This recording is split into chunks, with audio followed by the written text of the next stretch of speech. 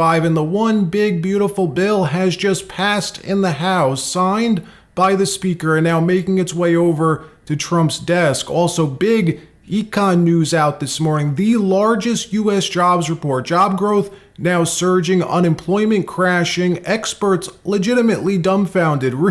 Really, Bloomberg scratching their heads, their talking heads scratching their heads after seeing these numbers. We'll show you that. And the most important part of this report was who in the country is gaining these jobs. It's not government jobs like some partisans are claiming. It's not illegal aliens. It's blue-collar, working-class Americans. We have the data. We'll show it to you. But before we get started, thank you for liking and sharing these videos. It really helps out the channel. And consider subscribing if you appreciate these regular updates.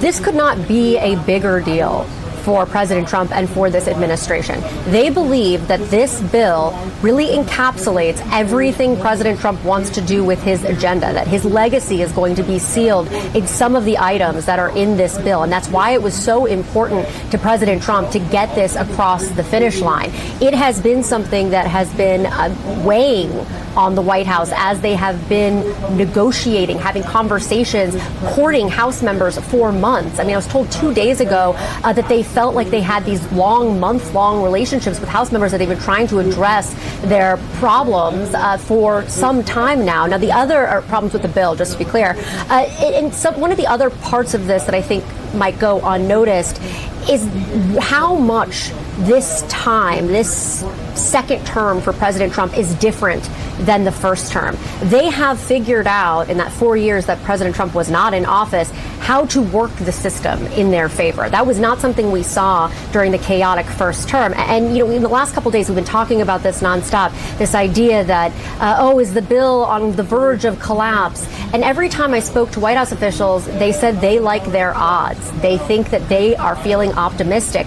And when I ask why, they just point me to what we've seen for the past 6 months, which was anytime President Trump has wanted to get something done in Congress, even with people opposing it, almost every time he has been able to strong arm something through the Senate, through the House that he wanted to get done in terms of his agenda. One big, beautiful bill has finally passed the House. It passed the Senate a few days ago. Then today, after the Dems ran out of their stall tactics, coming up for a final vote and passing. The final tally coming to 218 yay votes to 214 nays, with Thomas Massie and Fitzpatrick voting with the Democrats. Upon its passage, chants of USA erupting on the House floor.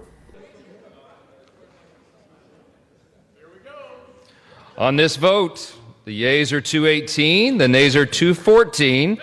The motion is adopted.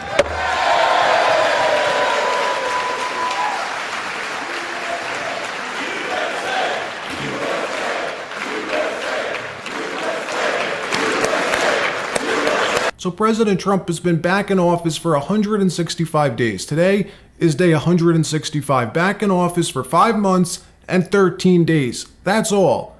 Less than 6 months. It feels like a lot longer. And he now has win after win after win. Even mainstream media admitting this now. Watch. Here are some things that have happened. Gas prices down. Economic indicators are decent. Brand new jobs report shows that's much better than expected. And border crossings are down. And now Trump's mega spending bill looks like it's going to be passed by Republicans. How do you Democrats fight back with the wins that Trump can tout? Well, it depends on how you define win, Sarah. I mean, the way I can summarize this big ugly bill best is Republicans caved, Trump lied, and people will die. This bill does kick 17 million people off of their health care.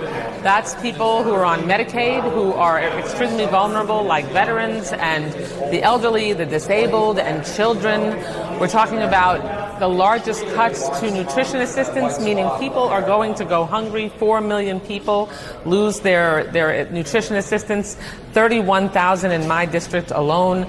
That jobs report you just mentioned, there are really not many jobs in that jobs report that they can point to that are in the private market. So it's a hollow jobs report. And I know Debbie Wasserman Schultz is probably the most partisan member of Congress. But to claim the jobs report that dropped this morning was a nothing burger is like next level copium. And we have the proof in the report. We have the hard data to back this up. In 165 days, Trump's policies have sparked what you can only describe as a domestic labor renaissance for blue-collar American workers. The largest U.S. jobs report just dropping, showing a massive beat, a blowout June payroll report, 147,000 jobs added, smashing through the expectations. The unemployment rate falling to 4.1%. In June, the U.S. adding 147,000 new payrolls, blowing away the median. The median estimate was 106,000, even beating the upward revised May print of 144,000, which is a big deal because May has 31 days in it, June doesn't. Bloomberg completely perplexed by this after having polled 79 experts. 78 of the economists that they polled predicted a lower number than what we got. Said another way, this report proving the experts wrong again. The unemployment rate was expected to rise to 4.3%. The Fed, get this, the Federal Reserve under Jerome Powell put out their own expectations saying that we'd see the unemployment rate jump to 4.5%. Instead, what happened? It fell to 4.1%. You expected some of this, but this is better than expected?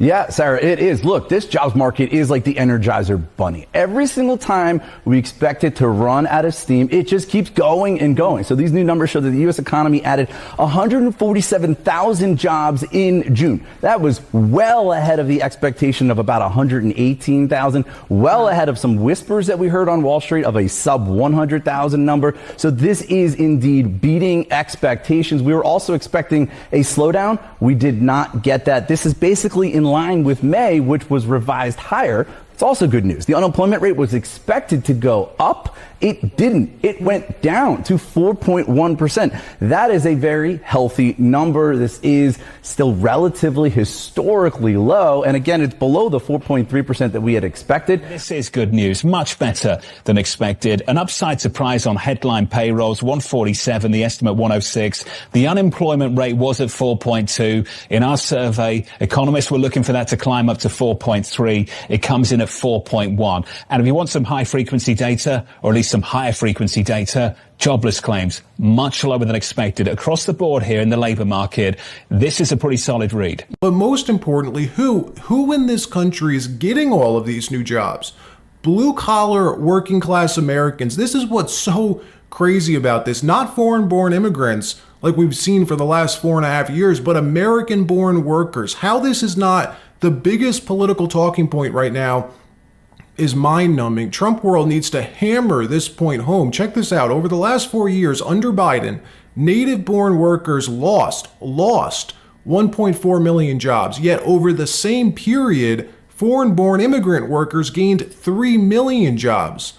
1.4 for Americans lost, 3 million gained for immigrant workers.